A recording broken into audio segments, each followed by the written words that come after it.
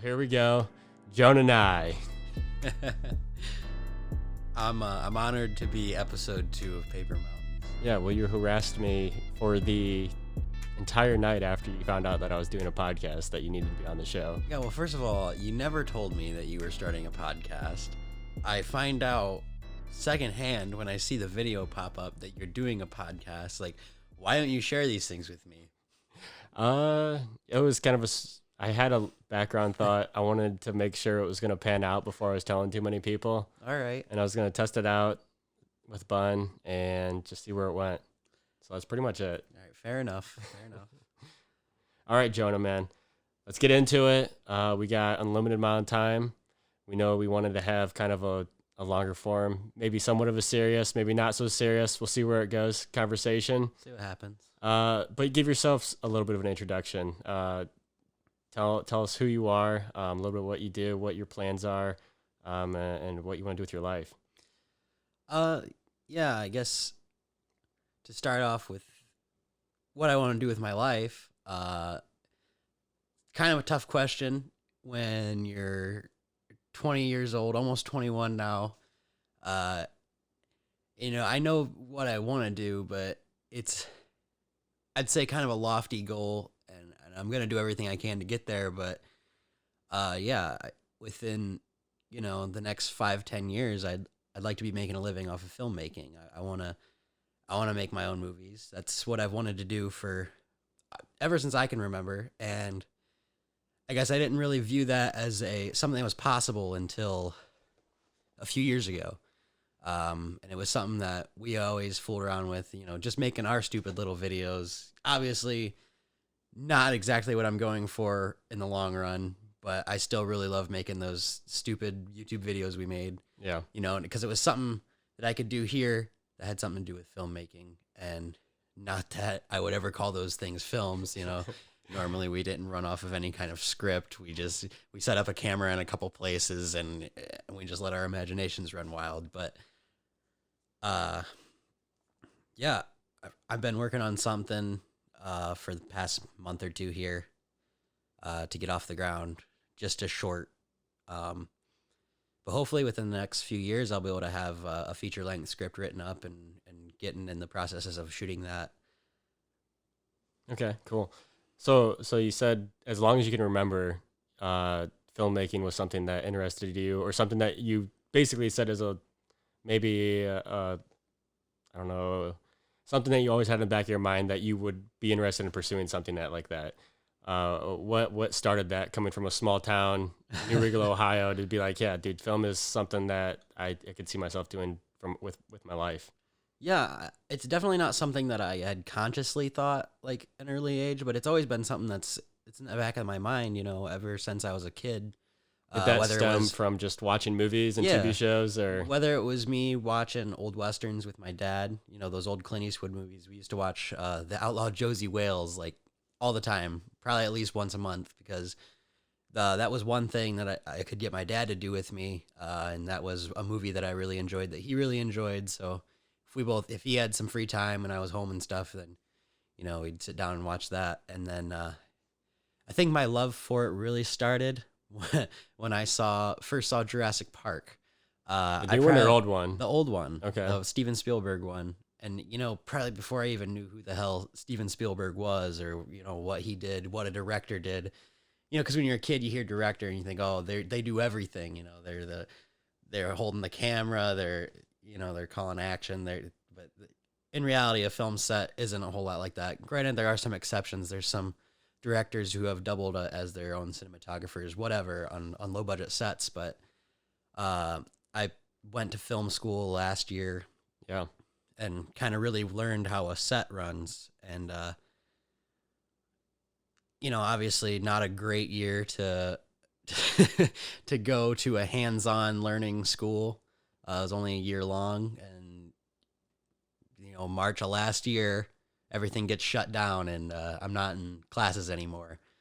So that was a big hit. I got pretty down in that time, and because all these months that I spent making these new friends at film school and And, every weekend we're on a shoot or working on something new. And then it hits and everything is just put on halt. Yeah. So let's pull back that a little bit. We can pull back, yeah. It just from you talking about going to school and obviously the outcomes of COVID and shit of kind of messing that whole routine up of you pursuing that and using their resources to continue to learn film. You said that you didn't really take it seriously until maybe a couple of years ago of like really trying to pursue something that was there a specific event that led to that decision? Yeah, absolutely there was. I was working at Alveda Construction Company, and for like 4 or 5 months straight, through the winter, we were working in Cooper Tire. This is right after graduating high school? This is right out of high school, and this is the winter after. Okay. Like the winter that I graduated. Yeah. So we're in this shitty fucking factory for what seemed like fucking forever. We're 10 hours a day just drilling holes in the fucking concrete and setting pipes in them. And it's easy work, it is, but one of the most monotonous, like, soul-killing things you could ever do for 10 hours a day in a stinky fucking factory. The fumes in there are terrible. Me and Trevor, my brother, we were in there together. He was a supervisor there. And, I mean, every day, we're getting lightheaded in there. Trevor probably threw up once a week coming out of that place. It wasn't a good place to be. And I had always wanted to kind of pursue that film thing, but kind of saw it as a unachievable goal because, what the fuck am I going to do? I grew up on a farm in Seneca County, Ohio. There's not a film business around here. And, I later learned that there kind of is in Cleveland, like, the Avengers, the first one, a lot of that New York stuff was shot in Cleveland, but they don't really shoot a whole lot in Cleveland anymore. But yeah, so I didn't really think that it was something that I could pursue. And, obviously a lot of people around here growing up, you're just like, get a job that pays well and that's what matters. But I figured out soon after high school that wasn't for me. Yeah. I didn't want to do that. And I had kind of shopped around looking at film schools, and I couldn't find anything that was, close by and affordable, It's all like New York Film Academy and these ones in California that are going to cost you an arm and a leg just to go there, let alone live in that area. Totally. And then my girlfriend at the time was living in Michigan, and I was going up to visit her one weekend, and I drove past a film school that she had lived right by, and I was like, well, I didn't even know that was fucking there. Oh, no shit. It was just because you drove by it? I drove past it. That's wild, yeah. It's one of those crazy things. My GPS took me in a different direction than it ever had before. And I was pissed off because I was going through all this downtown shit. Yeah. And it's like, why the fuck is my GPS taking me through here? Like, this is not the direction that I normally take. And lo and behold, I drove past that film school. And you'd hardly even know it was a film school if you didn't see the sign. It's an old fucking warehouse, like, that they had converted into a film school, but I happened to see the sign that said Motion Picture Institute. So once I got there, I kind of looked it up and looked into it, figured out it's a 1-year film program, fucking $14,000, and that's it. Yeah, damn, dude, that's wild. I didn't know that story. If you just driving by it, that's kind of how you found it. Yeah, and to kind of segue off of that into something completely else, I guess I've never been one to really believe in like destiny or anything like that. Mm-hmm. But God, there's just been more and more shit happening in my life where it's like, it just seems like I was in the right place at the right time. And because of that, like I'm going somewhere else that I completely never expected to. Yeah. Yeah. I mean, there's so many things in life that those distinct paths that kind of break it apart to where you are today, which is, I think, is always crazy to think about because there's infinite amount of other paths that your life could go, and leads us to having this conversation right now. I mean, which is also crazy. I mean, like you said earlier, we shot a stupid YouTube videos in the same location, 3 years ago. Yeah. Back when I even first started messing around with video myself, just as a very, very small hobby, was the same room that me and Trevor recorded our first half-ass song in. Yeah, the band. Get the band back together. I think you and Trevor can pursue that yourself. I'll leave the musical talents to you guys. Yeah, that's also another path that I don't know, really, like, film is my main goal, but really anything in the arts, I kind of gravitate towards that. I mean, I've always, growing up, I've always loved, like, drawing and doodling and stuff. Like, if I was in class, I wasn't taking notes. I was fucking drawing little stick figures and stuff. Like, Yeah. Reading book. I read crazy amounts of times when I was a kid. Like, I would get up from bed, I would go downstairs, sit on that couch, close the door, and read a book from the time that I woke up till I went to bed. Like, it's all I did when I was younger.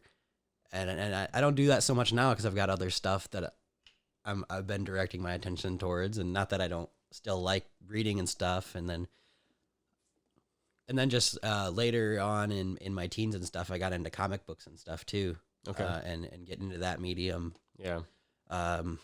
Really interesting stuff because the writing oftentimes kind of just takes a backseat to what the art is, but there are also a lot of gems out there where the writing is just as good as the artwork is, and comic books are kind of dismissed as like a lesser art form, but there's a lot of real good ones out there. Yeah.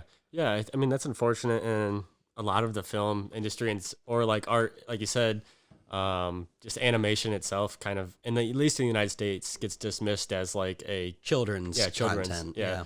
Like, hey, I'm not going to focus this, but there's a huge market or whatever you want to call it, where people are super interested in it because it is just an art form at the end of the day. And it doesn't have to be just directed towards Netflix children's movies or series or anything. There's a lot of super creative artists out there that do that. And I don't know like the names of those specifically. You could probably talk about anything from filmmakers or comic book writers or artists that are super well respected and can make some awesome stuff. Yeah. One of the more recent animated films that have come out, super well done, super well written, DreamWorks movies, How to Train Your Dragon series, which the writer director on those was I think his name's Dean DeBlois, and those are kind of just dismissed as children's content too. But you want to look at it, Roger Deakins, if you know who that is, real famous cinematographer. He shot things like No Country for Old Men, Fargo. He does a lot of stuff with the Coen brothers. The assassination of Jesse James. I could go on and on. He's shot so many things. He's does a lot of things for Denis Villeneuve, like Blade Runner 2049, Prisoners, like all these films that look amazing. I mean, he hasn't shot something that doesn't look amazing. He was a visual consultant on the How to Train Your Dragon movies. Yeah. So I think in part that's the reason they look so good like they do. And then just not to mention the writing in them isn't just catered towards children. There's deeper themes that run through those movies. So I think they're really well done. And it's great that you can have those things that the whole family can enjoy rather than something that parents are going to dread taking their kids to see, Yeah. Yeah. It's also, I don't know, you have an eye for it when you start to appreciate things like that. Or a lot of people are just very passive. Yeah. Moviegoers where they're not going to pay attention to like all the aesthetics that you're gonna be like, wow, that's super, super insane how that movie looks. And I feel like, I don't know, I feel like the majority of people are mostly passive on things like that and paying attention to like key details. It's like, I just kind of want something to pass my time. Oh, for sure. That's one of my biggest pet peeves going to the movie theater. I love going to the movie theater, but I fucking hate it because every time I go, there's somebody in the audience pulling out their phone in front of me, fucking talking in the back, whatever. And it's like, I came here to sit down for 2 hours in silence and watch this fucking movie. Like, I don't care what it is. I don't care. You know, a lot of people don't get as mad if it's like an event film like The Avengers or something. But even then, like, when I can't hear what's being said, it completely takes me out of it. So I can't even pay attention to what's going on in the movie. I'm very one-track minded like that. Well, that's something that you might not have to worry about in the future. Are movie theaters going to survive? I hope so. I do. Yeah. Going to the movie theater is one of my favorite experiences. You know, granted that even when it is a bad experience, I mean, it can still be, it's still, I think, the best way to watch a movie. Yeah. The biggest fucking screen you can find with the best surround sound speakers. I mean, it's really it's the only way to watch a movie for the first time. And there's so many movies that I regret not going to see in theaters when I was younger, because I just didn't go as much back then, you know? Yeah. Interstellar is one of them. If that has a re-release in theaters, I'll be the first one there, because I recently watched that for the first time, and I was just blown away, like what they managed to do visually and with audio. Yeah. One of the best scores in any movie ever. Like, I think that's hands down Hans Zimmer's best work. And he was the score, or he did cinematographer? He did the score. Okay. He did the score. Nice. I was going to go somewhere with that, and I lost it. But it, fuck. Sorry, I get going. Yeah, no, it's all good. And oh yeah, so are you doing your part to keep the movies at theaters alive? You were a part of the purchasing of the AMC stock. Yeah, I bought $20 in AMC stock because I'm fucking broke. Yeah. And I thought, hey, worst that happens is I lose $20. And I did. I lost a couple bucks, and I got scared. I'm like, I kind of need this $20 for gas. So I pulled it out and I used it for gas. Then I heard recently it went back up again. So maybe I would have made like $10, but you know, that's the volatility of the stock market. And some people are brave enough to keep their stuff in even when it looks like it's going to tank, and then it pays off for them. But I haven't really played around in the stocks too much, simply because I just don't have a lot of capital to be doing that. No, totally. So movies are a big part of your life. Art in general, playing guitar, music. What's the next big step that you see yourself that you're going to be striving for? My next big step is hopefully sometime next year, if I can have everything paid off, get some money saved up. I'm looking to move to Atlanta here within probably next year. I got a few buddies from film school who are moving down there this summer. And I'm hoping to meet them down there by next year. You know, and I'll have roommates to split rent with and stuff. And rent there isn't near as expensive as you would think it is. Like, I lived in Michigan for a year, and I was paying like probably $1,000 a month rent. Yeah. And you're maybe paying $1,200 a month for a house near Atlanta. Oh, no shit. So yeah, if you're splitting that, that's not that bad. Yeah, it's nothing. So, yeah, and if you don't know, there's a lot of film that gets shot in Atlanta. A lot of TV shows, a lot of films. It's one of the biggest places for film outside of LA and New York. Did that start from Walking Dead?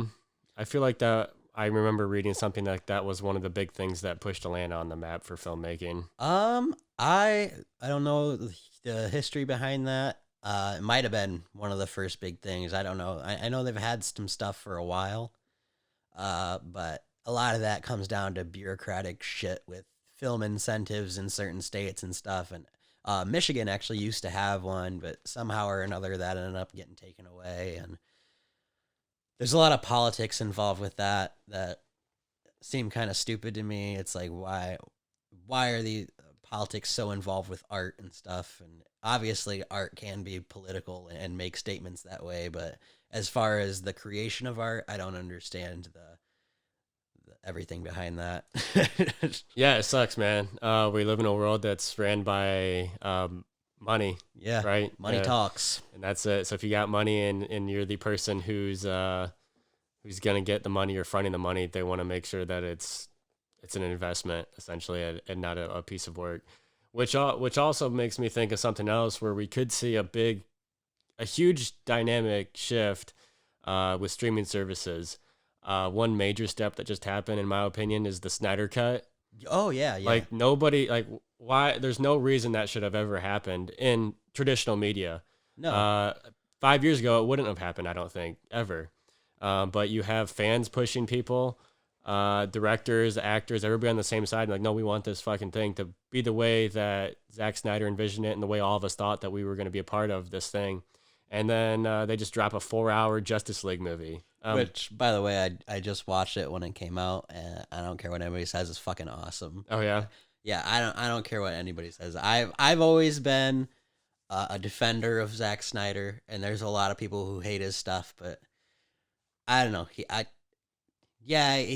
Story wise, he's never doing anything revolutionary, but visually, what he achieves is fantastic. Yeah, I mean it's cool, man, because it's that step is a side on the artist and not the politicking. Yeah, and I've been a little bit disappointed in the past few years with seeing where the film industry has been going, and where it's more of a and it's been something for more than I've paid attention to it, but just more and more you see the business side of art.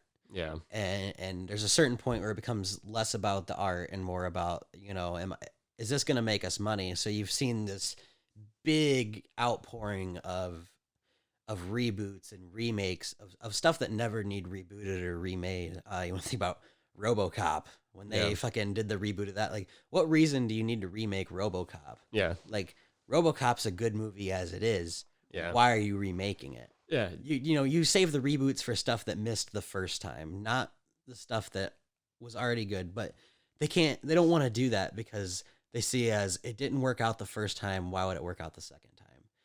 Whereas they look at something like this could pay off in a huge way because all those people who loved RoboCop back then are going to want to see RoboCop again. It's the same thing you're seeing with TV, with them rebooting all these old TV series like Magnum PI and Hawaii Five-0 and all that. It's one of the lowest things art-wise that I can think of, and I think in a sense, if there's good ways of doing a fresh take on things. There's good ways to do it, but a lot of what I've seen recently is just the most blatant cash grab that there is. But then within these past couple of years, I've seen a big resurgence in the art form. 2019 was one of the best years for film, I think, in recent years. Okay, give me some that dropped that year. First of all, and this is all I gotta say, but Uncut Gems, have you seen it? Yeah, we watched it. I know we watched it. Opening we night, watched right? that Christmas Day. Yeah. In the theaters, and the speakers were fucked up. I was real pissed about that. Remember there was an echo in the theater? Yeah. We should have got a refund then and went to another showing, but it just draws you in from the very beginning. How do you walk out of that? Yeah. The Safdie brothers are one of the greatest emerging directors right now. Their artistic vision, their knack for suspense is something that is almost unmatched right now. Totally. What else came out in 2019? 2019, The Lighthouse is another one. Oh yeah. One of those artsy movies that, obviously it's a niche thing, but another one that was just obviously that wasn't made to make money. Yeah.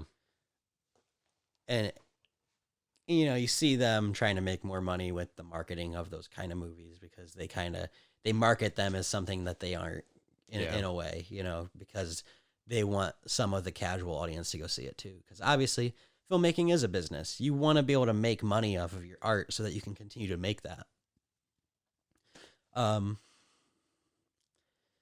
And now I'm drawing a blank of what else came out in 2019. I know there's more. I saw so many movies that year. Was that war movie that 1917. that, yeah. That came out at the tail end. It might have been 2020? January of 2020. Okay. 1917. Roger Deakins shot that. Yeah, I knew that was around then at least, and yeah, like where they appeared it to be one continuous shot the entire movie.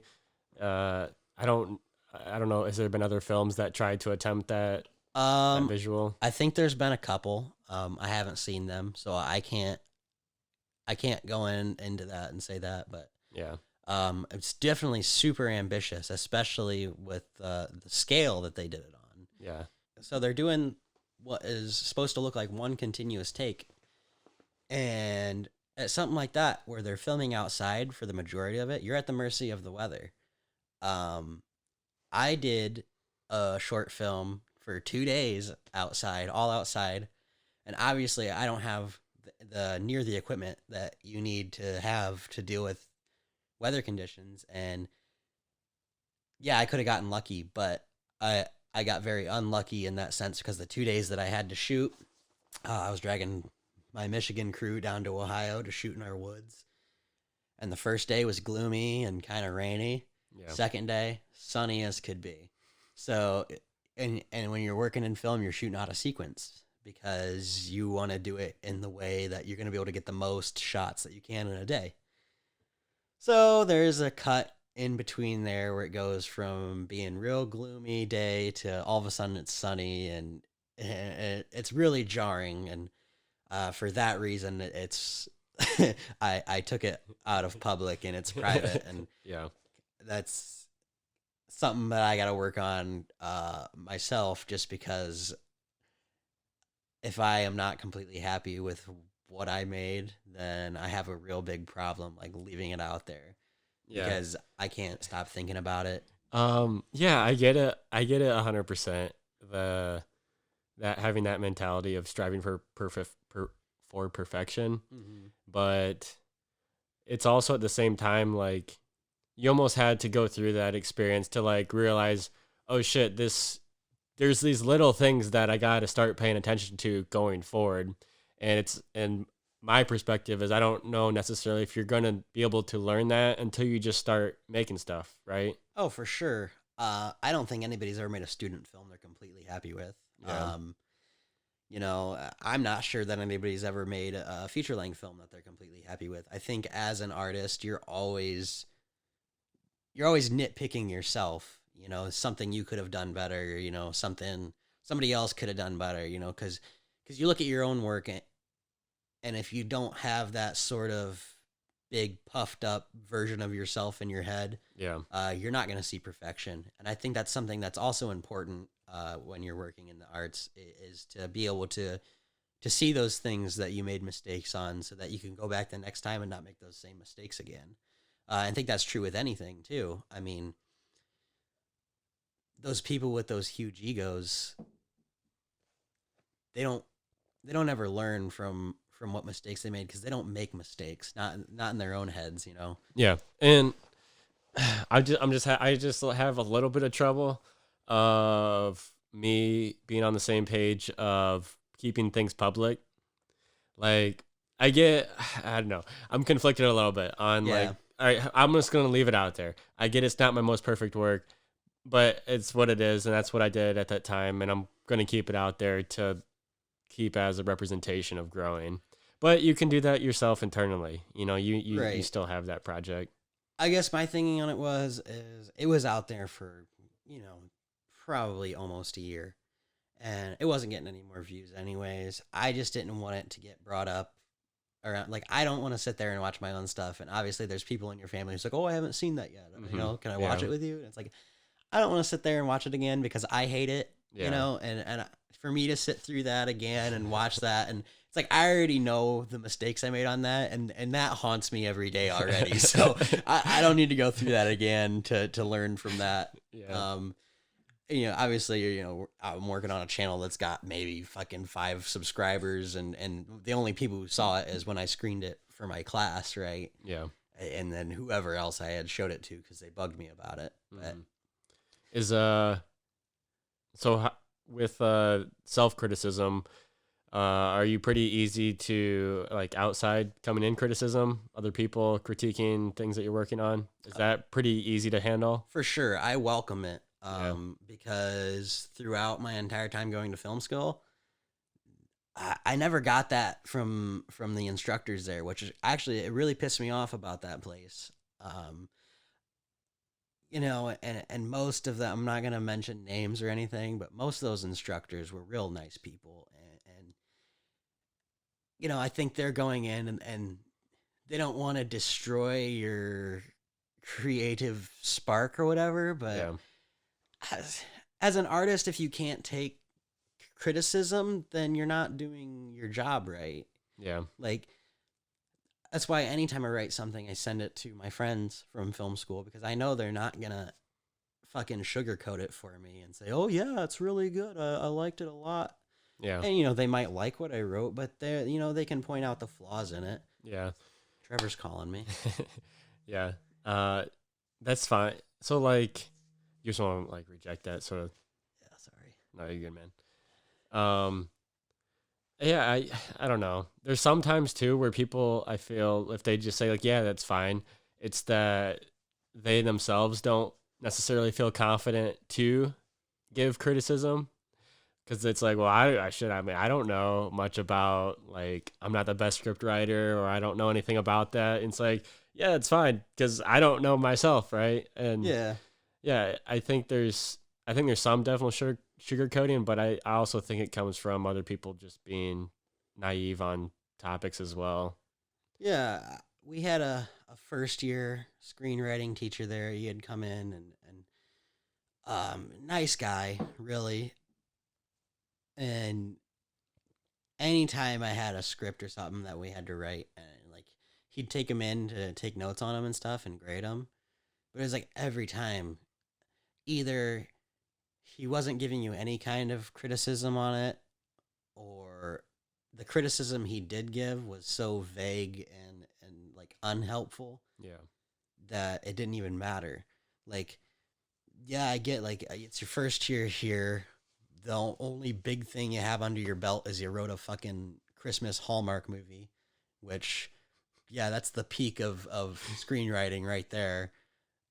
Maybe in some people's you're eyes. writing to appeal to a certain audience, Yeah. and they know what Hallmark knows exactly what they want.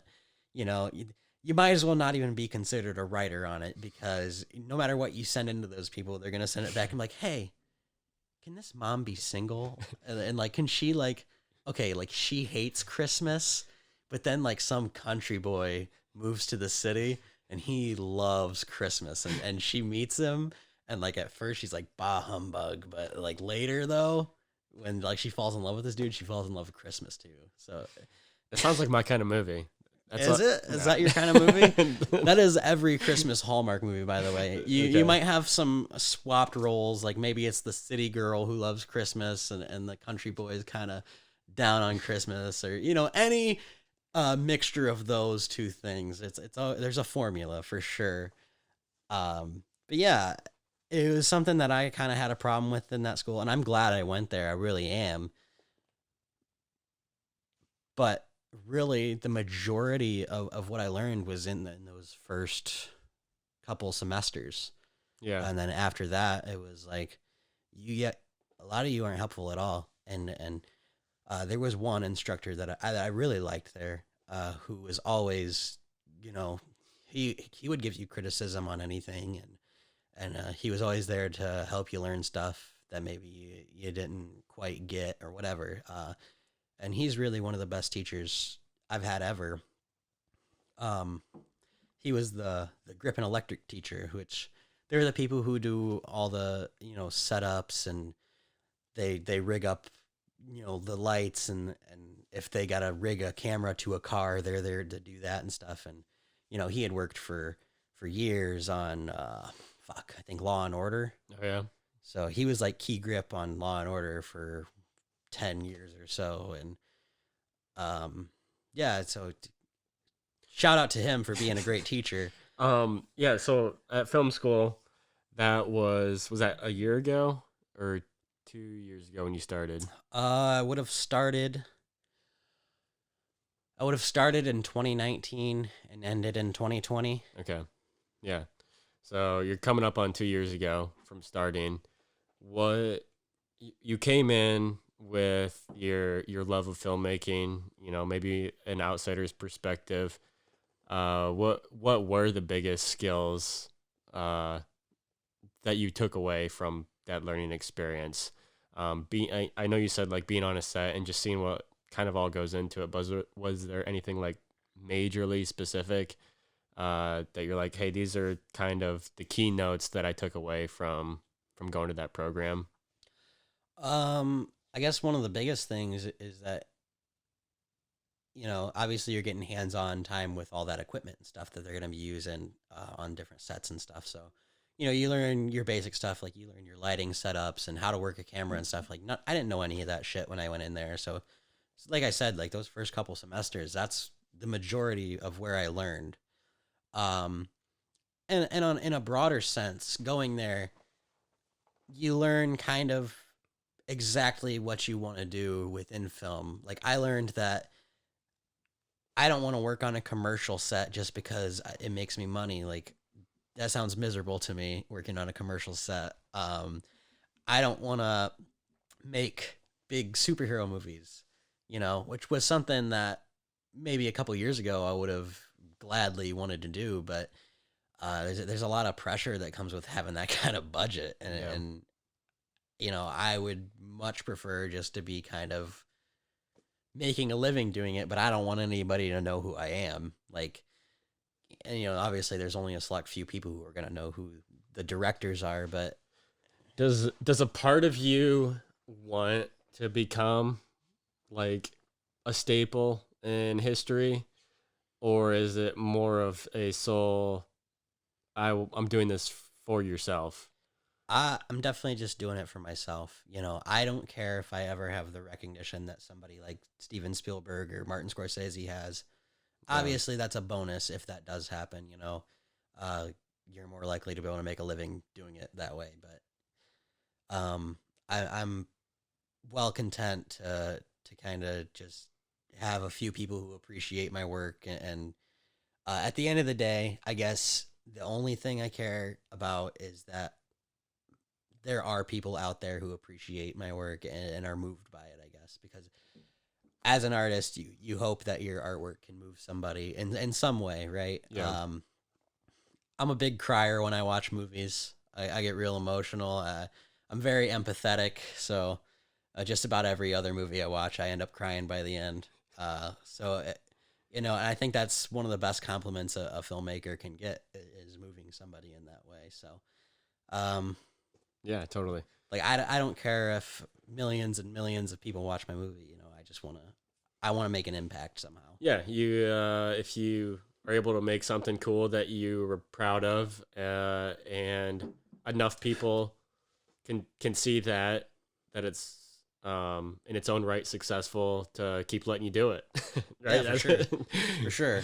You don't want to be the guy that loses a studio a bunch of money and they never let you do anything again. Yeah, So that in part, that's why I definitely I don't want to make big studio movies. Like, yeah.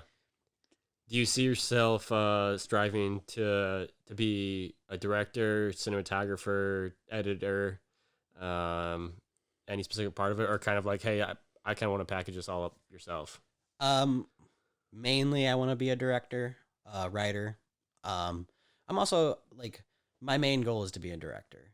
That to me is the role on set that I really just I'm drawn to it Yeah, because it's your vision, and obviously filmmaking is a collaborative effort, so it's never just solely your vision, but I think any artist should be open to criticisms and new ideas, right? So you're working with your crew members and stuff to figure out what you're gonna do. That's why, going back to Roger Deakins, somebody like him, he's got such a great input with any director that he works with because the dude knows what he's fucking doing. He knows how to make something look good.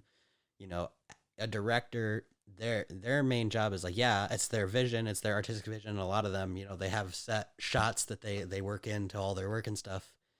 And some directors are more visual in a way, but you know, a lot of times the director's main job is to get the performances they want out of their actors.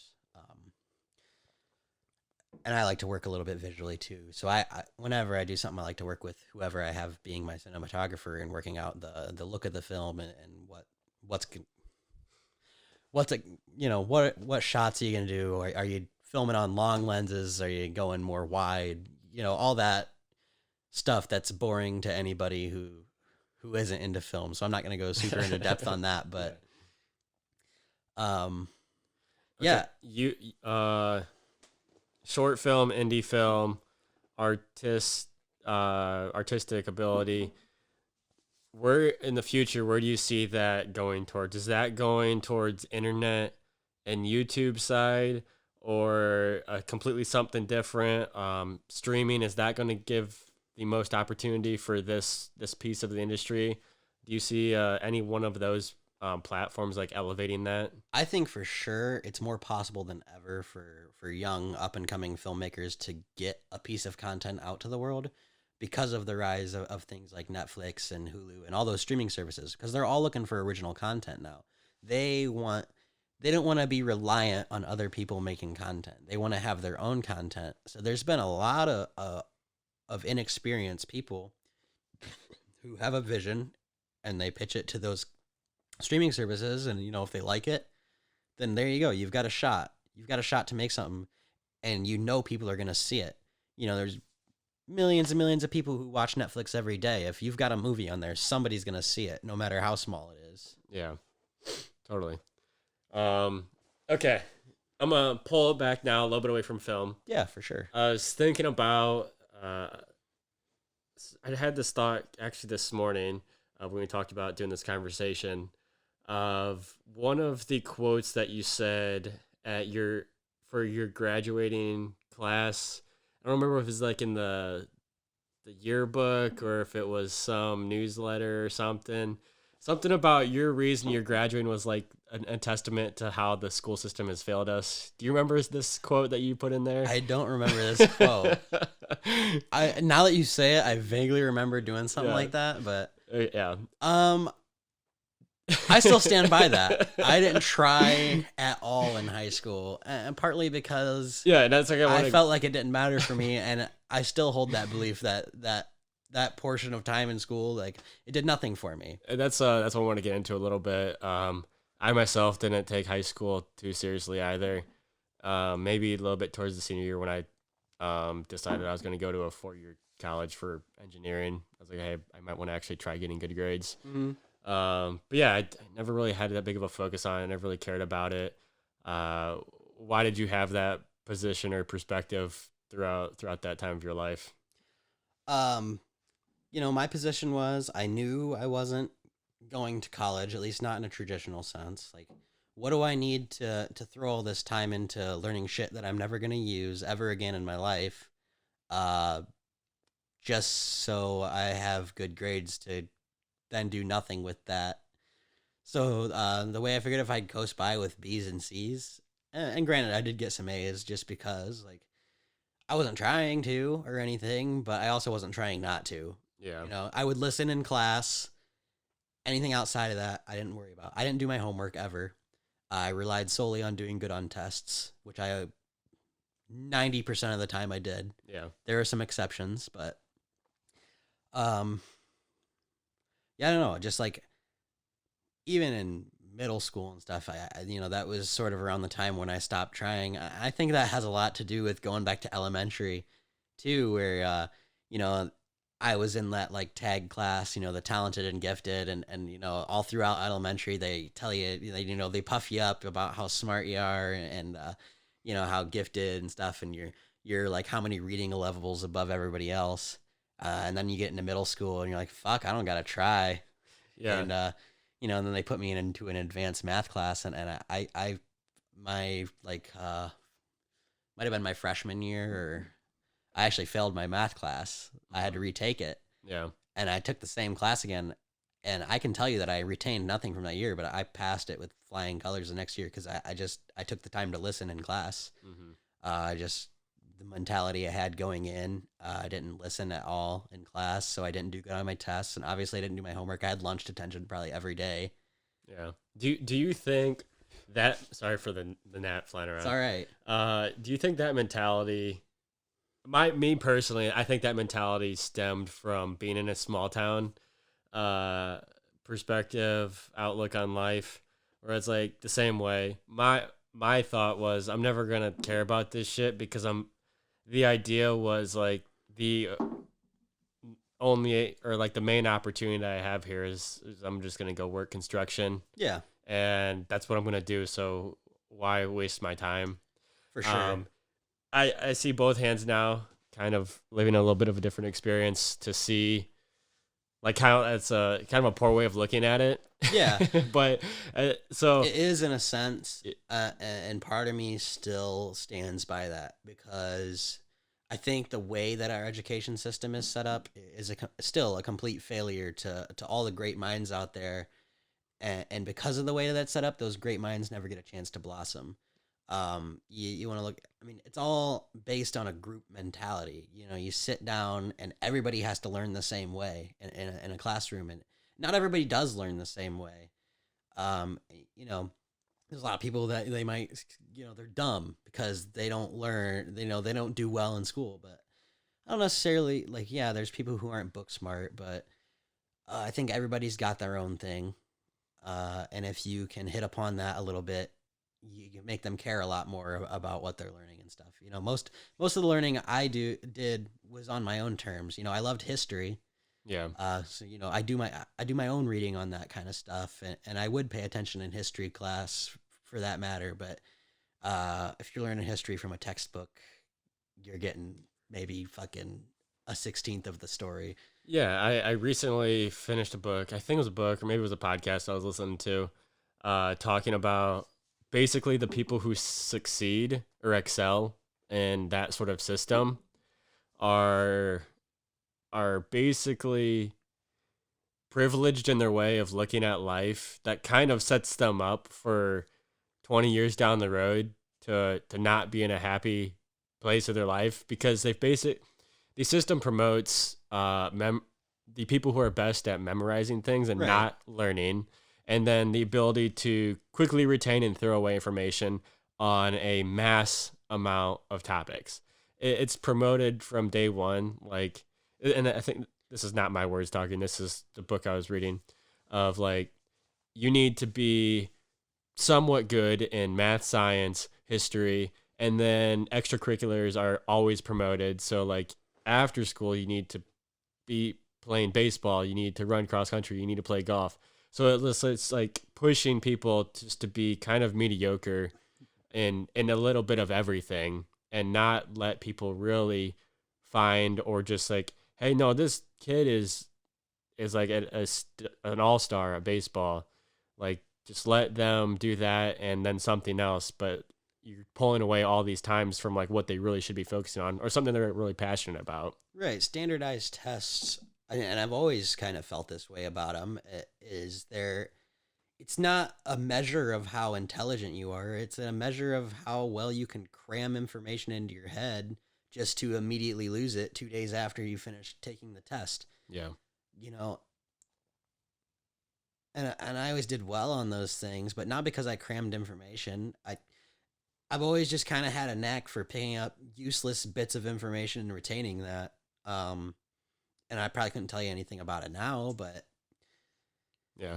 But you can name filmmakers, directors, for sure, because I actors. care about it. Yeah. You know, I Yeah. care about that. Yeah, which is like kind of how it should be looked at on things like things you're passionate about. That's what you should try to learn and retain because that's people who you look up to. They're influencing on your decisions and the way you want to produce art or anything like that, specifically for filmmaking. We're building a society of followers, basically. Yeah.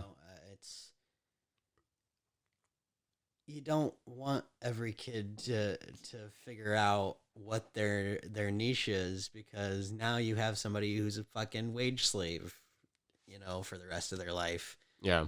and you know, the powers that be, they need that.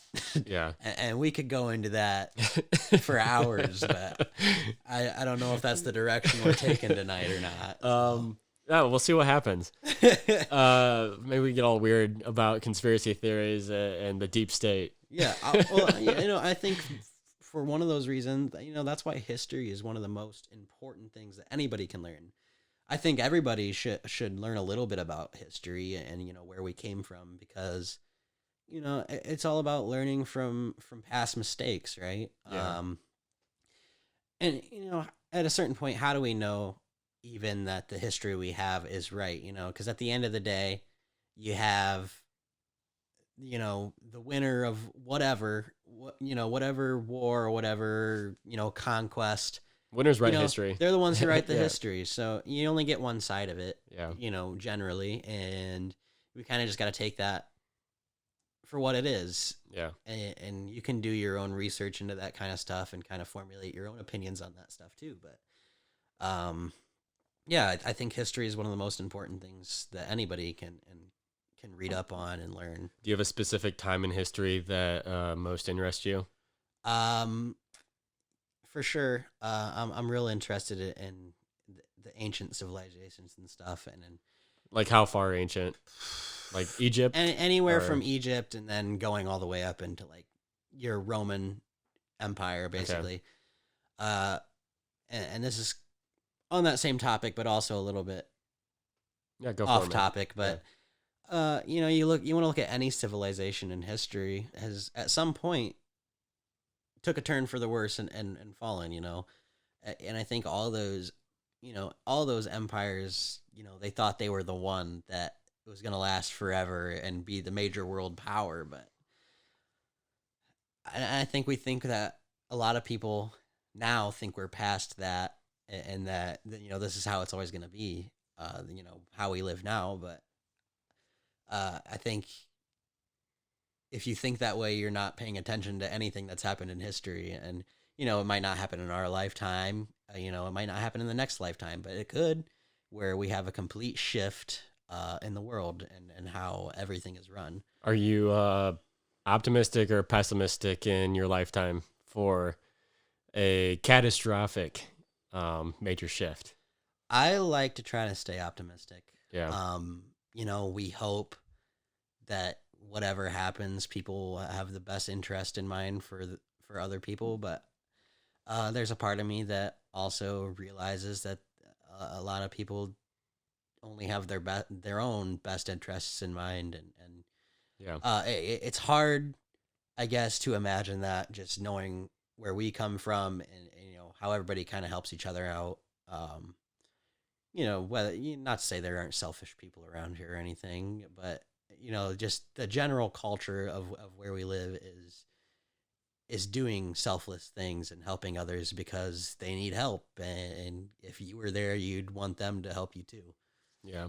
But I think that's something that is also not the same. I mean, you go, not to say this is true all the time, but I think people are generally angrier people, you know, and more self-reliant when you're living in a big city. You know, I lived near Detroit for a year, and just seeing little things there. I mean, the way people drive down there, you know, it's me first. I got to get where I'm going, and it doesn't fucking matter what everybody else is doing. It doesn't matter if I'm cutting somebody off or running into somebody. Like, everybody's like, I gotta go, and I don't give a fuck what anybody else needs. Yeah. And yeah, it's a very, I don't know. Are you saying that more people, you think you have more faith in people that there is a selfless overarching perspective, or more the majority of people are selfish?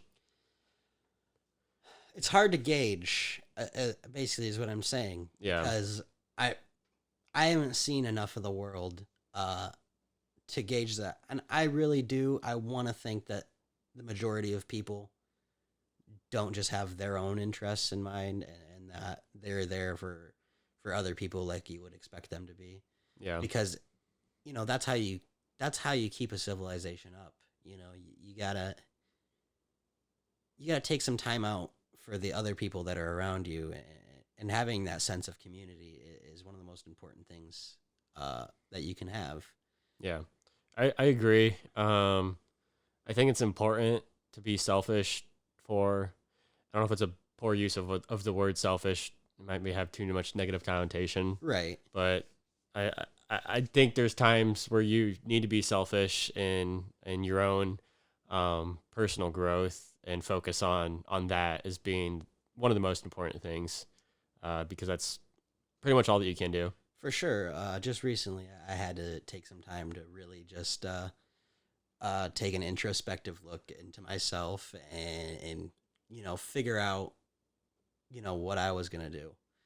I've always kind of relied on other people for my own happiness. And I realized at a certain point that wasn't going to cut it forever. So, yeah, just recently I had to kind of think about that and take some time for myself, and I've been getting a lot better. Yeah. For yeah, sure. dude. Just So obviously, filmmaking, being creative, is one of those things that you found to help yourself. Is there anything else, hobbies wise, or anything in general that you do for yourself? yeah. Between my music and really this year, coming off of a breakup and moving back home, I really just threw myself into football, watching football. Yeah. It was there, and miraculously the Browns were doing good this year. And yeah, I really found kind of a solace in that. Just being able to look forward to those games every Sunday, and I'd never been like a huge football watcher for my whole life. Like, I always watched the Browns play, and I've always been a fan of the Browns. But this year, I really kind of got into football, and I was watching games that weren't even Browns games and stuff, just because it was something that I could focus on for 4 hours out of my day, and not have to think about the things that I really didn't want to. Yeah. I remember distinctly the Browns divisional playoff game, and they were getting crushed out there, and I remember going into the bathroom and I teared up, because it's not because they were losing, but because, like, fuck, like, this is all I had coming out of this, and now the season's about to be over for me, and but I took a look at that, and I said, you know what, no, like, I've still got stuff to do. Like, I've been focusing a lot more on my music, and I've been writing stuff and talking to my buddies from film school again, and that was another big hit, is when I moved back from Michigan, because I made all those new friends and people who I'm so close with already after knowing them a year. Like, within the first 6 months of knowing those guys, they're some of my closest friends. Yeah. And I see that as those are lifelong friends. They're guys that would do anything for me, take time out of their day to do stuff for me, and vice versa. At a moment's notice, if one of them needed something, right now, I'd take off and drive to Michigan to go do it. You know? Oh yeah, dude. Those people are important. Yeah. So that was hard, not being able to see those guys anymore, and but then it was also, I had a lot of family around here, and you and Morgan and all of my other family and friends around here who really helped me through a lot when I got back. So. I got a lot of people within my circle to get me through, whatever I need to. Yeah, dude, you're so fucking young. For sure. Yeah. You're 20 years old. I don't know shit. It's crazy. Like, I mean, you say, hey, next step is moving to Atlanta to keep pursuing your passion. At 21 years old. Right. Mm-hmm. Hey man, I'm 25. So I'm going to be 26 this year. That was one of the biggest things I learned before I went to film school, and just talking to guys who had worked their whole lives, and talking to my dad and everything. And, you realize pretty soon that nobody really knows what they want to do. Yeah. They're just there because they can make money at it and support their family with it, and that's all that matters to the guys. Sometimes I envy, my dad's ability to just live without thinking about it too hard, Yeah. That's just not that's not who I am. Yeah, it's different. I think I came from a different generation of, and plus when you got kids in the mix, dude, Right. it's a completely you stop thinking selfishly for like personal actions of like taking risks of, hey, I'm gonna maybe pursue movies for X amount of years. You got kids in that mix that are dependent on you. You feel compelled to not take those risks. For sure. Because if you know you have a job and you have a steady income, for the time being, that's what happens with a lot of people.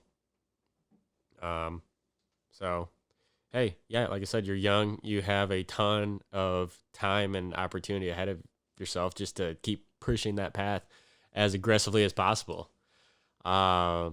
We both, I think you more fundamentally are interested in filmmaking. I've always been on the passive side of it because I've slowly inched my interest into it more and more every year, over the course of the last 5 years, because I never, like, at that age in high school thought that I would want to pursue anything like creating movies or creating videos, essentially what I do, wedding videos or anything for clients.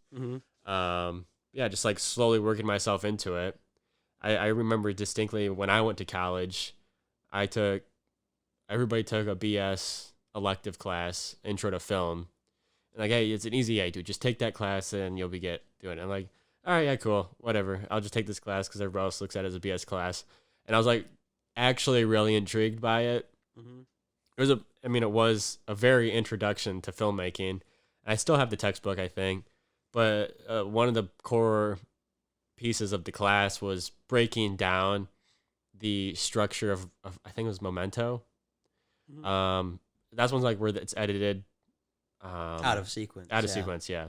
So like that was like a huge piece of that class of like how much storytelling can dictate how the story is presented, just through editing strictly. Yeah, editing can entirely change the course of your movie. Yeah.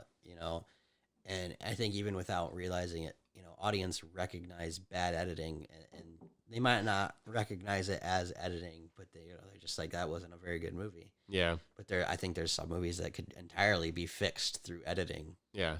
But and it's crazy. Like that one little piece led me to paying attention to movies more, of like, oh, hey, I want to pay attention to the way things are edited or way things are structured.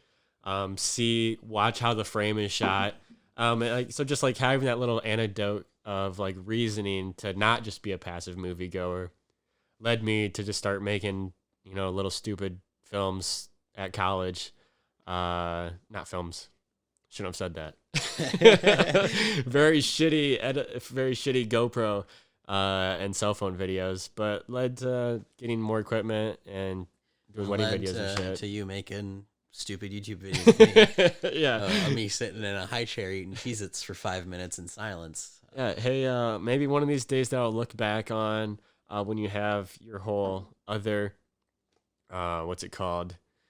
Library of film behind you. That will be one of the starters, and I can put a token on it saying like, hey, I helped in a small way progress this. Yeah. I this can't life. say that comedy is ever my main focus when I'm making something, but I mean, in anything I write, I think it's always there in some form. Whether it's just in the irony of things or how something's delivered. It might not necessarily be funny content, but I always try to find a little bit of humor in things. Yeah. That's partly in who I am as a person. I don't think you'll see me at any kind of like big group event where I'm not just doing a character and, being a character of myself. Well, why? Why? I don't know, really. I can't help myself. One of the things, I love to be able to make people laugh. I think partly that stems from at times not being the happiest person myself. So if I can make other people laugh, that I see that as a win in my book. And, it also comes from being a bit socially awkward. if I'm in a big group setting, like I'm not. I have a tendency to kind of just be withdrawn and not really talk to anybody. So Yeah. obviously I didn't start drinking until like 2020 because I got really bored. But I'm definitely more talkative when I've had a couple beers in me. Yeah. But at that point, also like, yeah, most of the time I'm doing a bit of some sort. The lengths I will go for a bit for no reason astound me sometimes too, because I really don't know why. But it's just something where it's like, yeah, I wanna be able to make these people laugh and have a good time. Let's pivot a little bit and then get back to the bit and comedy aspect. Oh, for sure. You mentioned you didn't start drinking until recently. We came from a small town, very different perspective on drinking alcohol at a younger age than most people around us. Why did you have that outlook of like, hey, I'm just not gonna drink because I'm not interested in it? I guess just growing up, you see so many people in a small town who are just slaves to alcoholism and all that, and I didn't want to be one of those people to fall into that. Yeah. Was it a fear thing, or was this more of like we weren't interested in it? Not so much a fear thing, as much as I just wasn't really interested in it. Obviously, you know me, like I don't need it to have a good time, and obviously it helps when I'm in a kind of situation where there's a lot of people around. Yeah. Because like I said, I do have a tendency to be very withdrawn in that kind of thing and just kind of not have a good time at all because I can't bring myself to even talk to people and that because there's just so much going on. Like I mentioned earlier, I have a real one-track mind. So like if somebody's talking in a movie theater, I can't even pay attention to what's going on the screen visually. So I think that's part of it, and just having kind of a sensory overload in those kind of situations. Whereas, you dumb your brain down a little bit, you don't so much focus in on those things. Yeah, it's a social thing for a lot of people. Mm-hmm. I think there's an art to it too, of like appreciating a good alcoholic drink. You drink a good bourbon, you drink a good beer. For sure. Yeah, and then there's the sides of it, like I want to drink 30 Old Mill Lights tonight and consume as much and fast as possible, which is yeah. Yeah, this is actually the first time I've drank anything all month because I was getting to that point. Yeah. I started partying and stuff with my friends, and I was like, it's getting to be a little bit unhealthy. I'm starting to rely on it a little too much to have fun.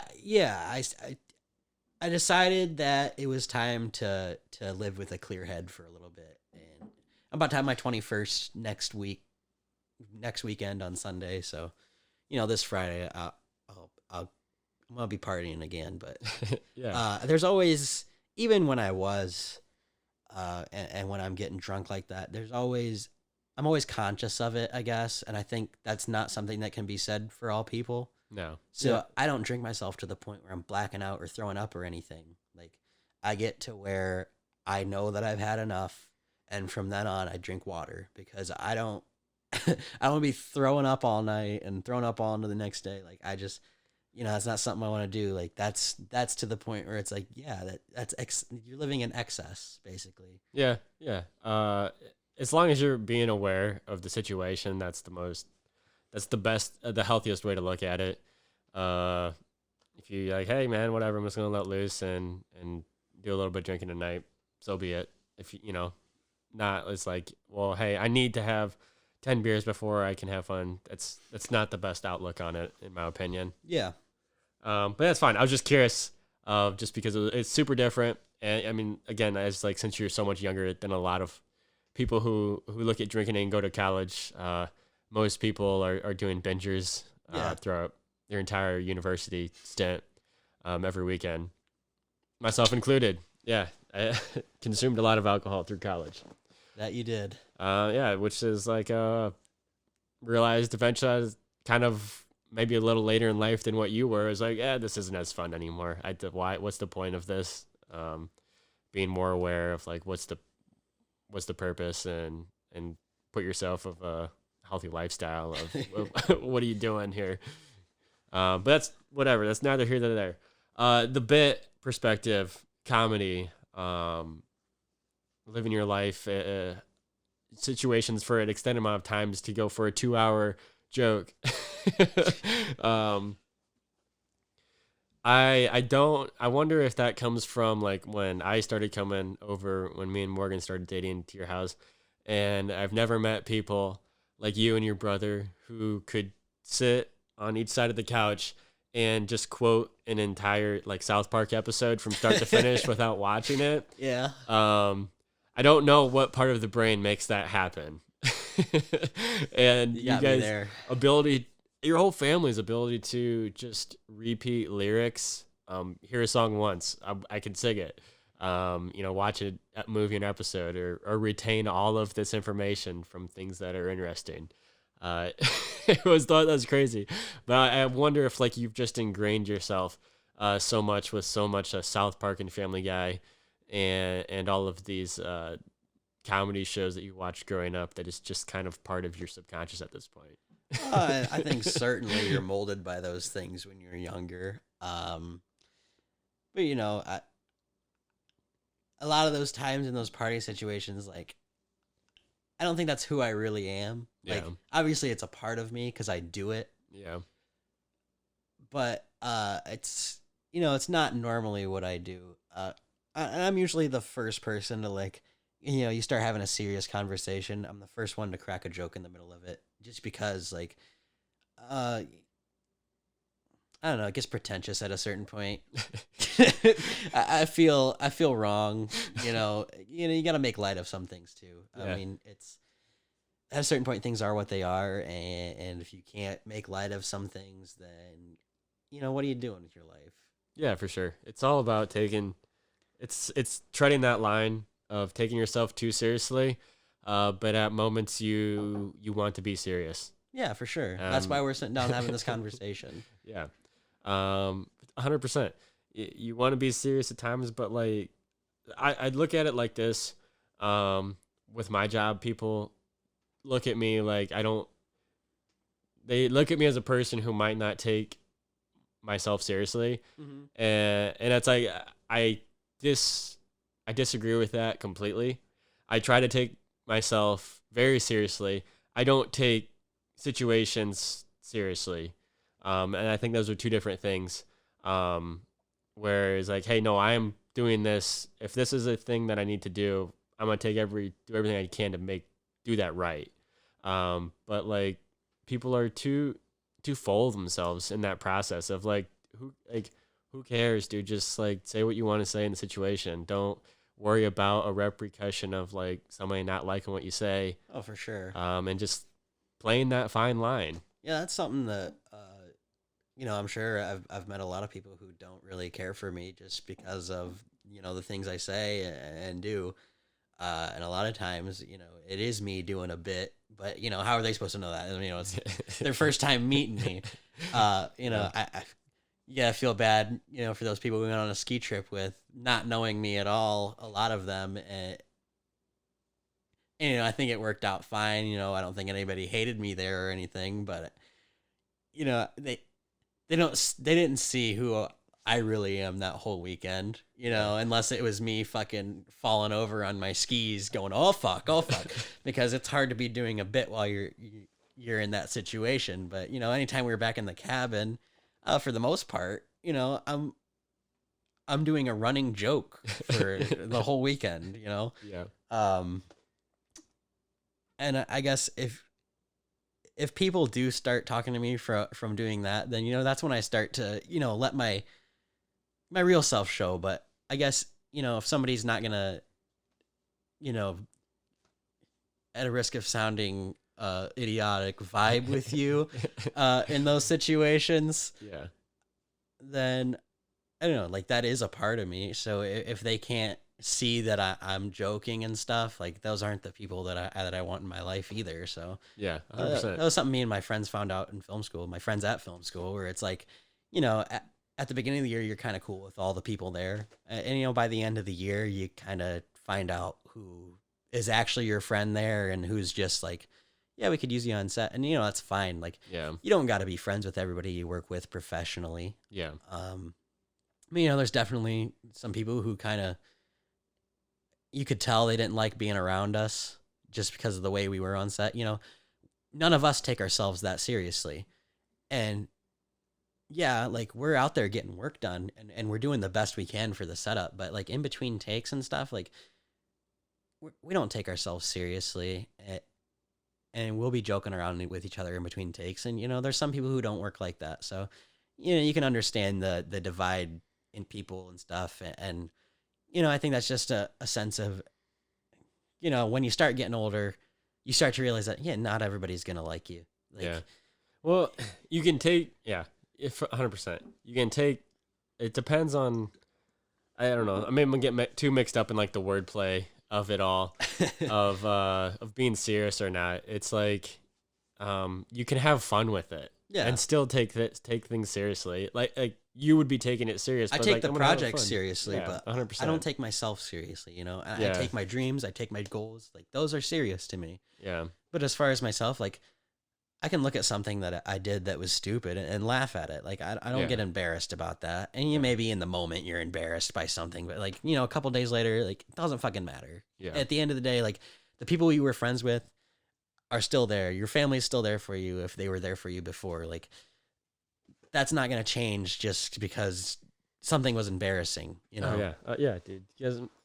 It's all in your head. You do something that you think you're embarrassed by, and it comes down to it. Nobody fucking paid attention that much to it anyway. You're internalizing that situation way more than everybody else around you did. Mm-hmm. So it's like, why? What's the point?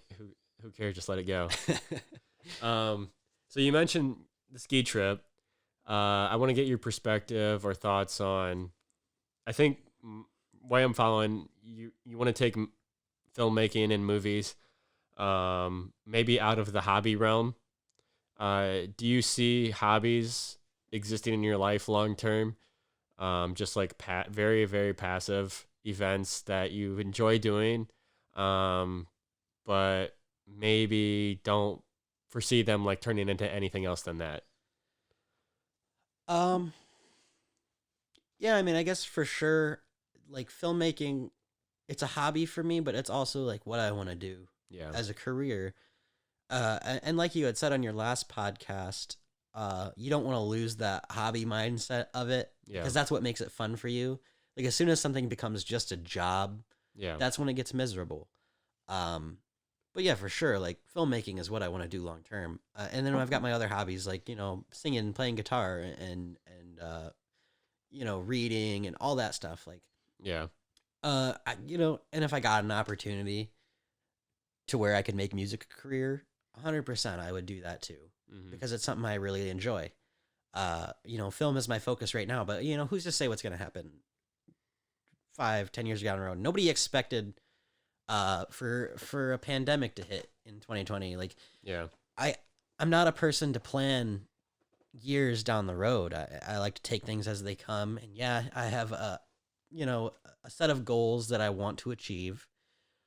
But at a certain point, if those things become unachievable because of some kind of circumstance, you gotta roll with that and figure out what is still achievable. You Yeah. know? Yeah, 100%. So yeah, let's get into that a little bit. You're 20 years old. Do you have any outline goals that you want to talk about or put on the record straight right now so you can look back and be like, "Fuck, dude, I'm still on track for that." Okay. I guess I'll say it right now. So, a goal of mine within the next 5 years, like I said, I don't set, hard deadlines for myself, like, because you never know what's going to happen. But I do say, like, ideally within the next 5 years, I'd like to have either made my own feature length film that is released in some form, Mm-hmm. or to have helped one of my film school friends to have made their own. So yeah, and I don't have that kind of ego to, like, be like, I have to be like the one and sole voice on this project. So it's like, if like a script came along and somebody offered it to me, Yeah. and I felt something from that script, like, yeah, I'd totally direct somebody else's work. And obviously you don't want to do it if there's no passion there for whatever that script is, because then, how are you going to make a good product out of something that you don't even, aren't passionate about. about. Yeah. And I'm always willing to work with, my buddies on writing stuff together and stuff. Like I said, I don't have that kind of ego to be like, I need to be the one and only person who brings this project to life, because like I said earlier, film is a collaborative effort.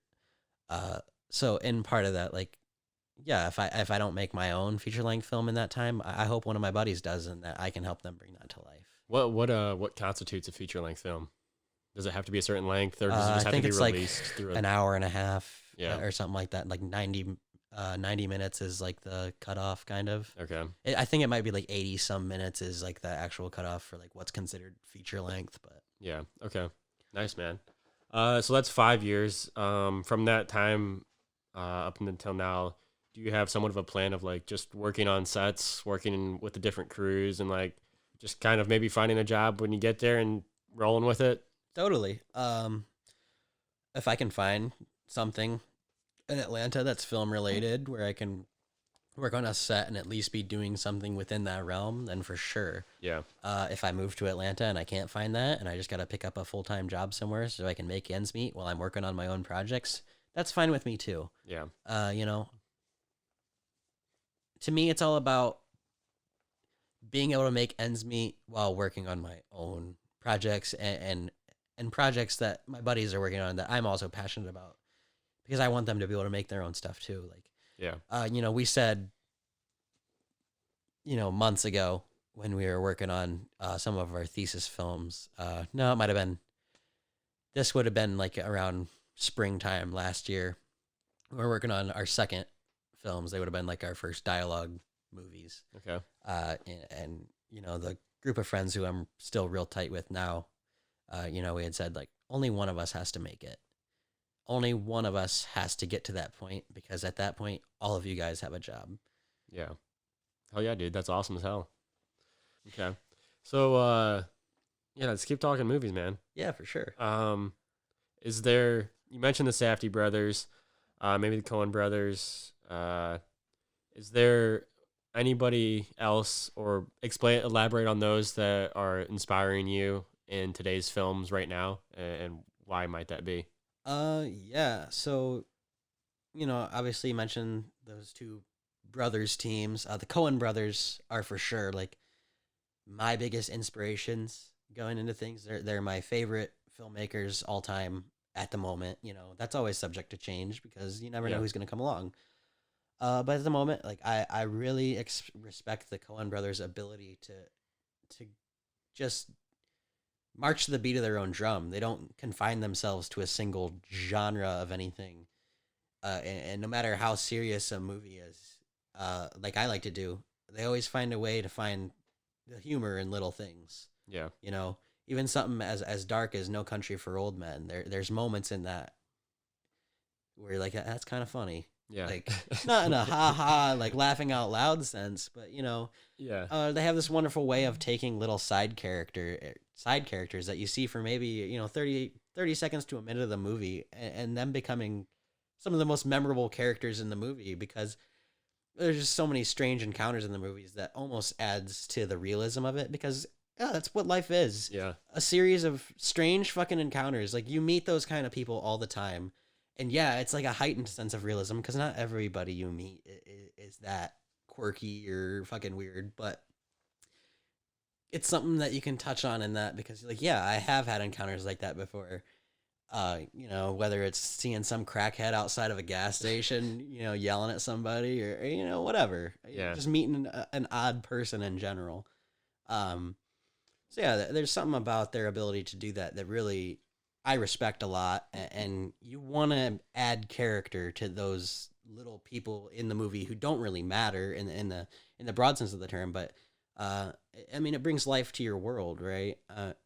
There's so many movies that come out where the characters are just two-dimensional beings, and they don't, you could swap out anybody for that character and it wouldn't change the story at all.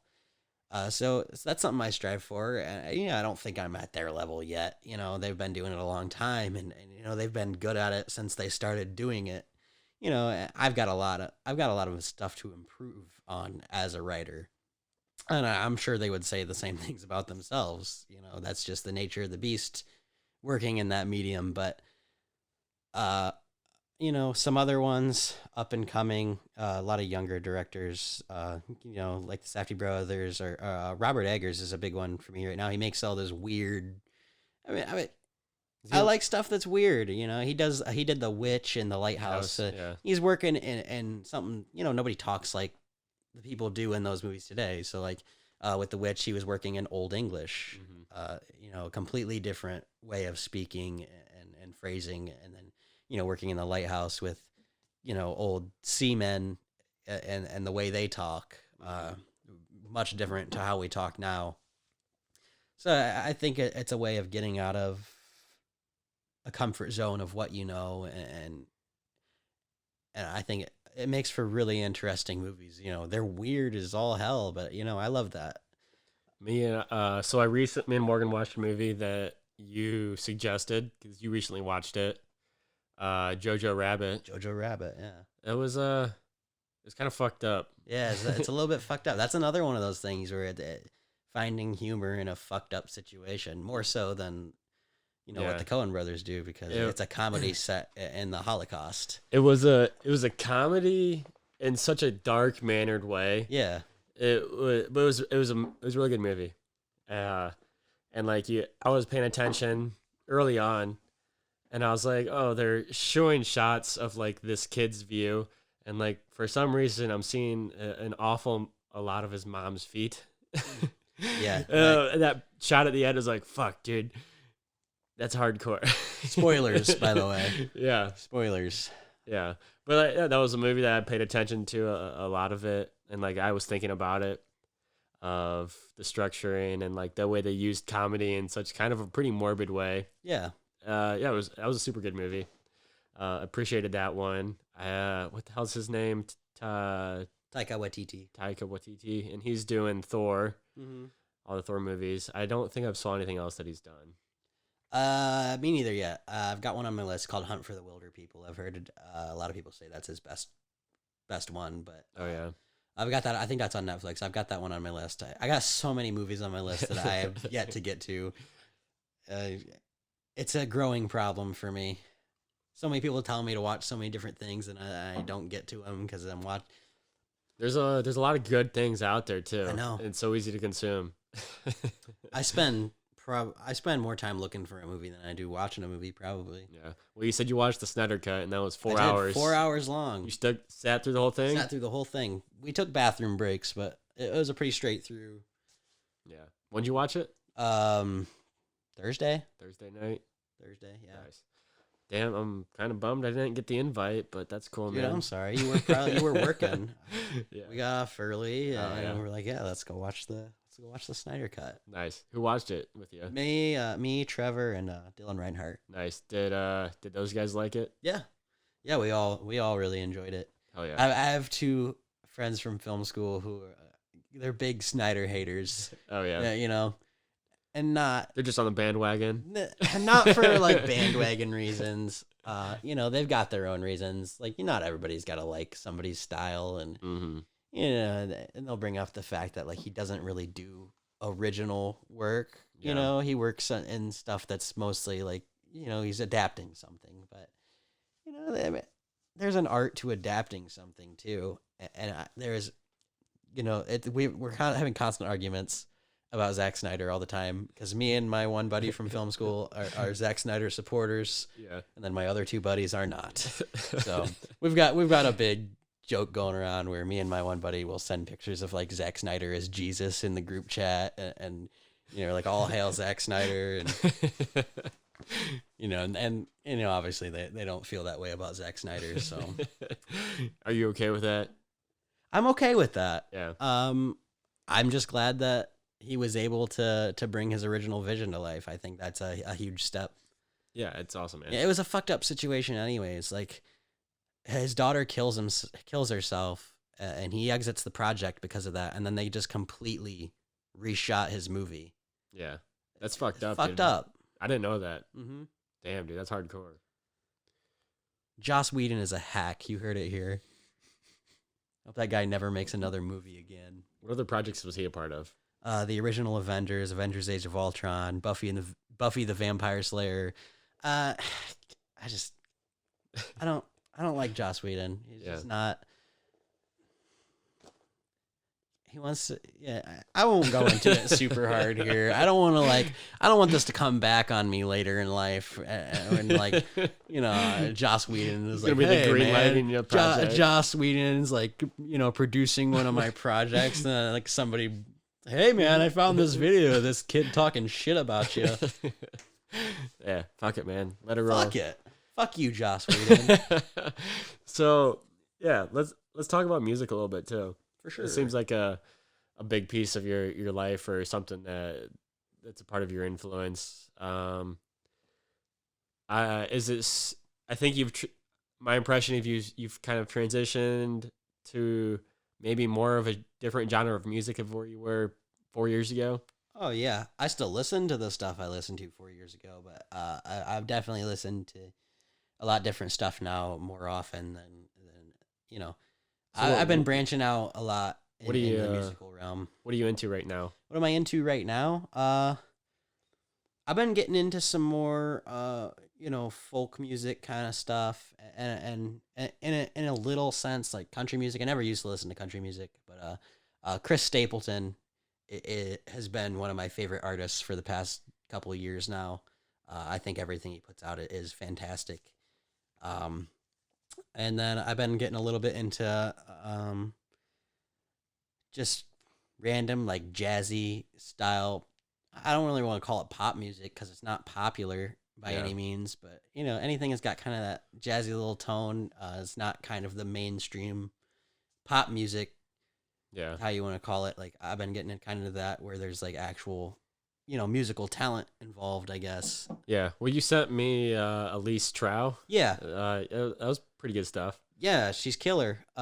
Plays all the instruments herself and sings, and yeah, she's killer. Yeah. Super talented.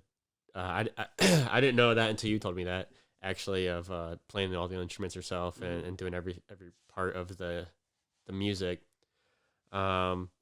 Where's metal in your life right now?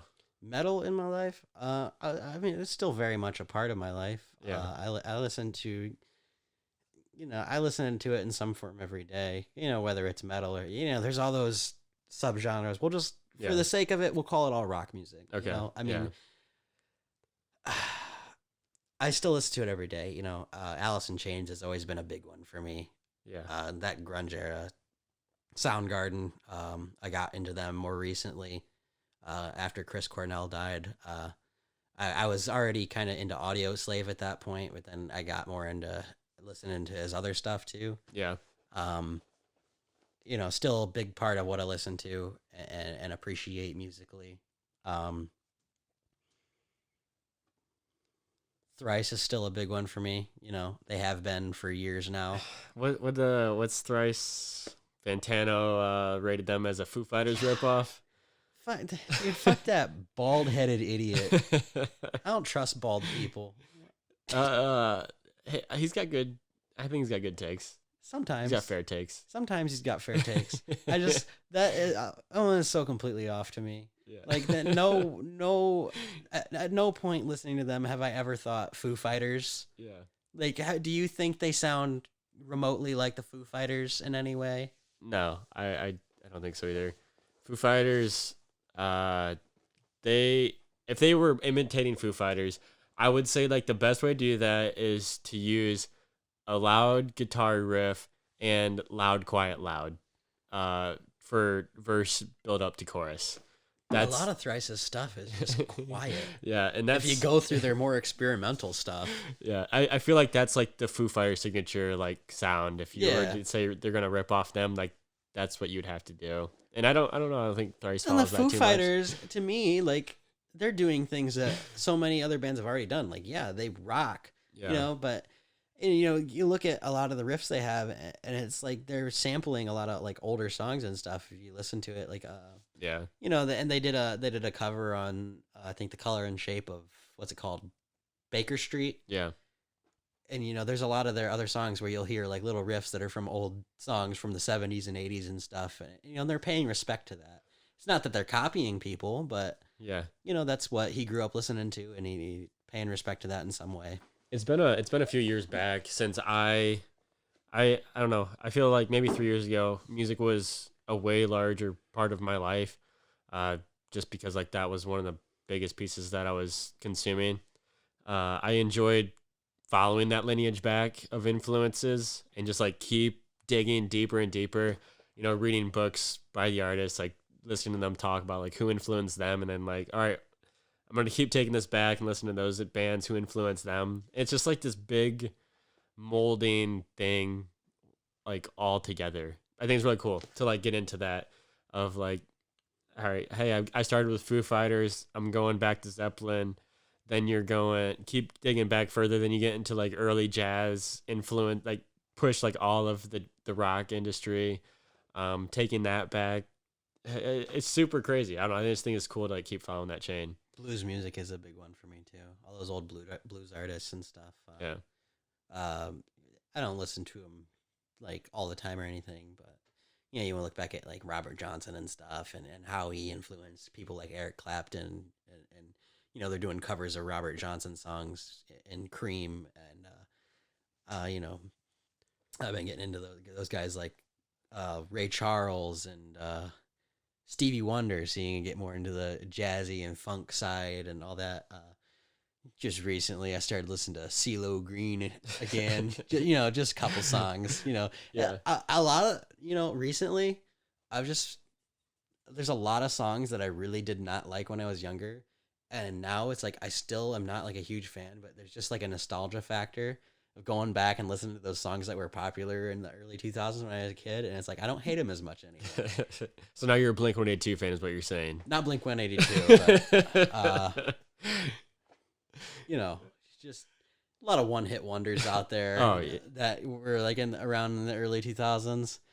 Me and my buddies, we've got a playlist of it's like a lot of oldies of like old 1960s and 70s pop music, and then like also coming into like the early 2000s. So you got things like fucking Fireflies on there, and shit that's terrible, but like you listen to it now and it's just like it's impossible not to kind of have that a good feeling about it, just because of like that's what was on the radio when you were a kid. And are you saying Owl City is subjectively terrible or objectively terrible? I think it's hard to say that anything is objectively terrible, because no matter what, like you're gonna have somebody out there who is like a fan. Does that make them right though? Does that make them right? No. To me, they are. To me, they are objectively like not good at all. You're coming off a little bit pretentious now. I know. Listen, we're two very opinionated people. I think anybody who knows us well would know that. Yeah. Maybe. I don't know. Yeah, probably. So I don't want to fly off the handle here talking about what I think is good and what I think is terrible, because I know there's people out there who think the stuff I listen to is probably objectively terrible. It's all about taste and stuff. And obviously there are people out there who aren't good musically, but it doesn't matter. There's going to be somebody out there who's like, yeah, I like that. I like that sound. Yeah. And it's hard to, like you said, it's hard to apply that, because that was what was applied to Bob Dylan. And I would argue Bob Dylan's pretty good artistically, maybe more in like the songwriting realms. Yeah. But like that's still he wasn't a great singer or anything, yeah. But he owned it. He owned his sound, and it worked. Sure. I mean, the same thing you want to look back at Nirvana, like yeah. Kurt Cobain wasn't a super talented singer or anything, or guitarist, whatever, but he owned that sound of just being like a garage band. Yeah. And it fucking works. Yeah, 100%, dude. So have you ever like took back the roots to listen to artists as well, and kind of like listen to influence as well, to dig back? Have you ever done that? Oh yeah. I mean, for sure. I mean, listening to, growing up listening to rock music, that's in part how I got into folk music and blues and jazz and all that, because all that stems from that. Yeah. Country music, the same way, stems from all those. You can look at country music and rock music as two sides of the same coin. Yeah. They both come from the same influences. Yeah.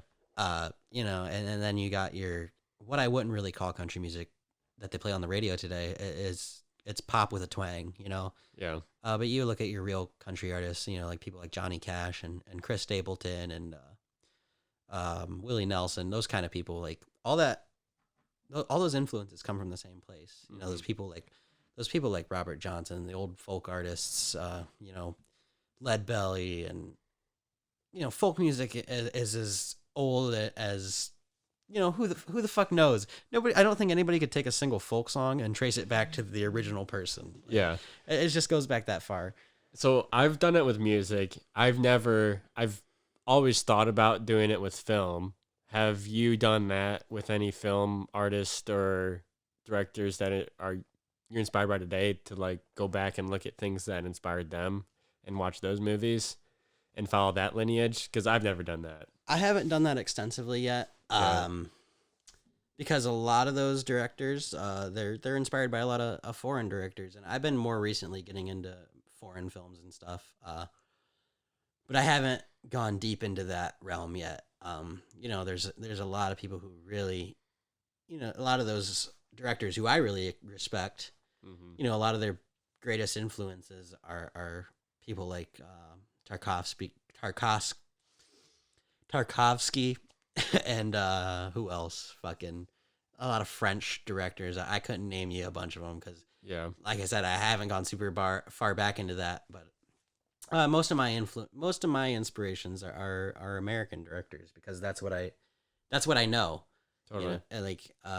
Or at least English speaking directors. Yeah. There's a lot out there, man. And like you said, you have a list of hundreds of movies that you want to watch, and with the exception of like Guillermo del Toro. Obviously, I got started with him with his English language movies, but I recently went back and watched a couple of his first movies that are in Spanish, and Guillermo del Toro is a big inspiration for me too. Just visually, what he can achieve, and just bringing heart into a story that's about monsters most of the time. Yeah. And Was a lot of times, so was Pan's Labyrinth one of his first ones, or was that it was one of his first. I think maybe 2 or 3. Okay, that's crazy. Great movie. That's what I mean. It seems like super good for a third film, but I guess when you get to that state of making feature films, maybe you already have that ability or skill set to get your vision across relatively successfully. Yeah, for sure. I don't know. I think a lot of your lessons come from your short films, and I'm sure a lot of those directors have feature films that they made that nobody ever saw because it didn't pan out. But yeah, I mean, you learn a lot by making movies, and you can't learn how to make movies unless you start making movies. That's the kind of the kicker there. It's like you couldn't just come off first time, I'm going to direct this feature length movie, and I don't even know what all goes into this. Yeah. And you wouldn't make a good movie. Like, I know for sure my first movie I made was not good. Like, I don't think anybody can say that they've made a masterpiece their first time around. Like, Yeah. It's not going to happen unless it's by some freak accident. So are you cool with talking about like your next project that you said you're gonna be working on with your buddies here in the next couple months? Yeah. I'm not going to go super into depth about it, but just something I've been writing for the past few months. It's only like 5-6 pages. It took me all of probably an hour or 2 to write that out. Yeah. But it was months of me deciding on where I wanted to go with the story, what I wanted to happen into it, just jotting notes down in my notebook. Yeah. Whenever I had something come to me, and then I sat down one night and I cranked out some pages and I sent it to my friends, got some notes on it. I've done a couple rewrites on it now, just fixing certain areas of it. And I think it's getting close to the point where I can start working on my shot lists and figuring out, visually what I want to do with it, and talking to my friend who's going to be the cinematographer about all that, and what we want to do with that. Yeah. Visually and lens wise, whatever. So what do you think? 2 through 3 months, this thing's gonna be coming to fruition. I'm hoping so. If we can all align on a time, and hopefully we can all find out a time where we can get together and do this thing, and it's also going to be able to. It's going to hinge on me being able to get actors for these parts too. If anybody's listening, I'm looking for a 30 to 40-year-old man for my lead. I need his wife, 30 to 40 years old. I need 2 other older people, a man and a woman, just for like a non-speaking role. and then I need another, like, somebody my age, a man my age, non-speaking role. So if anybody's listening, you just hit me up. Well, Jonah, how you feeling about your first podcast? I feel good about it. Nice. Maybe some other people won't feel too good about it, but we'll see. Probably Joss Whedon. Joss Whedon's gonna hate this podcast, dude. You should rename it to Fuck Joss Whedon Podcast. Probably Anthony Fantano, music reviewer, will not appreciate your comments. Yeah, fuck that guy too. Other than that, I don't think you did too many negative call-outs. No, I might have, roundabout way negatively called out some of my teachers, but they're not going to listen to this anyway. So yeah, maybe they'll be like, unless hey, they man, do. Maybe this thing pops off. Yeah, they'll be like, man, I'm curious what Jonah Nye kid's up to. I always kind of a local celebrity around here, so not really. Yeah. A very small circle of people. Yeah. So, we kind of talked about like a lot of the goals aspect, where you see your life. Honestly, I do kind of want to get on one thing that you mentioned earlier. You treaded lightly on it. I was kind of curious of where you're going to go with that thought, but then we kind of pivoted off where we were talking about you getting off track, seeing the film school on an off-route path to Michigan. You're all pissed off and frustrated, and then it kind of like led you down this current path that you're on now. And it almost sounded like you were almost curious or pondering the idea of, I don't know, the statement like things happening for a reason. Is that true or is that not true? I think ultimately, yeah. I mean, things do happen for a reason. I think for myself, I have to believe that. Like, I think that if at a certain point, if you don't think that anything matters, there's, it's just not a good life to live, thinking that nothing happens for a reason. Everything is just random chaos. And I don't know, there's some solace in believing that the things that happen to you happen for a reason. And I think there are exceptions. There is chaos in the world we live in, and anybody's life, but I disagree kindly. That's fine. I know people who have both outlooks of like thinking things happen for a reason. I don't think so personally. I also want to push back on the statement and see what your thoughts are of like all the chaos and the madness, and like there has to be some sort of solace of way of driving you to have sanity. I almost think that there's a possibility that it's more amazing if it is completely just random chaos, that it even works, and that you're just kind of navigating this path and it is completely random and there is no set reasoning for anything to happen. And to look back on the way your life is working out now, the fact that it is completely random to me is extremely fascinating if you have that perspective of it being completely random. Yeah. Like I said, I'm not really in the wheelhouse of being either or of those thoughts. I think that either or is entirely it's entirely possible for I either of those things 100%. Yeah. to be the case. But like, I don't know. There's just things that happen recently for me where it's like, I don't know, maybe shit does happen for a reason. And like I said, all the way at the beginning, it's like, never been one to really believe in, destiny or anything. But, it was weird that my GPS took me on a different route and drove me past that film school. Oh, fuck yeah, dude. It is weird. And maybe I'm going to eat my own words now. And because I do find the simulation theory interesting. Because I think we're fucking in a simulation, maybe. How? And it's not things, and maybe it's just my way of looking at like the wording of happening for a reason. It's like, no, we're just coded. This is a coded experience. And yeah, to touch briefly on that, like, you know what? Maybe we are living in a simulation. My counter argument to that is, doesn't matter. No, it shouldn't. But it's kind of fucked up if we are. Because I would like to know. It is fucked up. But how do you know? You gotta live your life and have some kind of belief that maybe what you're doing does matter and it's not just a simulation.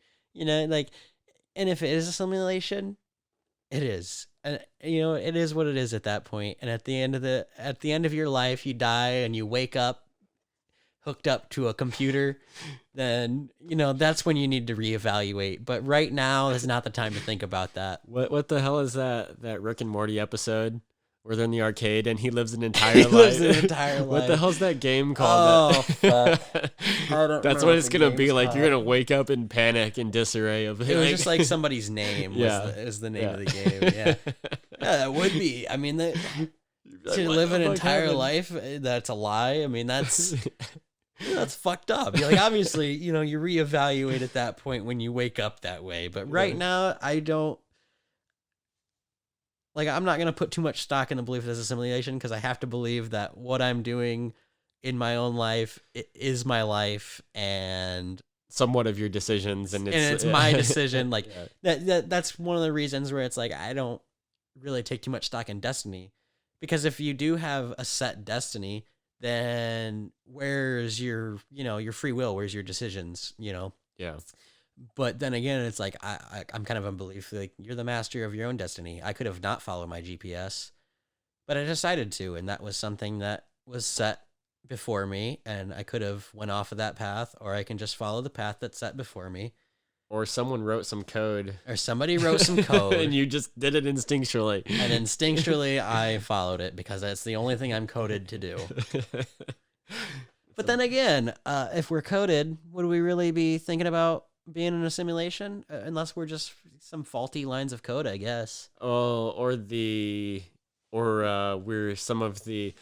Damn it, dude, I keep seeing your... I'm sorry, dude. You're good. Blowing up right now. Popular dude. Not especially. God damn. There's one net. Or we are some of another version of an artificial intelligence that have reached the singularity of becoming self-aware. Maybe. At what point do you, at what point do you classify what's artificial intelligence and what's organic? Maybe we are, if we're created, then we're in some form artificial intelligence, right? Somebody's fucking calling me now. What the fuck? I'm gonna toss it over here. Just toss it. I'll call him back later. All right, all good, man. Just disrupting the flow. That's cool. Man.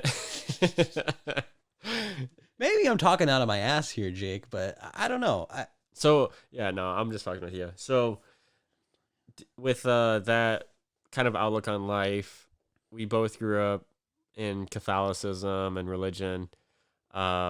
Where is that in your life today as religion, spirituality, philosophy, whatever you want to call it? Where is that sitting with you right now as a 20-year-old?